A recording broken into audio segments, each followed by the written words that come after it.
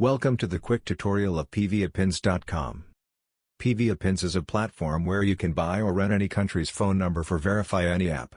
First we have to go PVAPins.com and click the sign up button. If you have already an account, then simply log in your account, if not just register new account button. Fill the box with proper information and tap the create account button.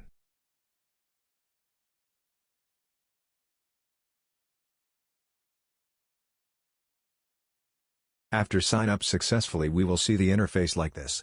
For purchase or rent any number, we have to recharge this account. The process is very easy, just hover on top up option and select recharge your account. All available payment methods are shown here based on country.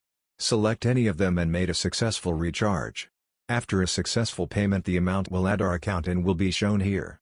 Now we are ready to purchase number here. Let's start how to verify Grab app with virtual phone number via PVAPins. Look at the phone screen first.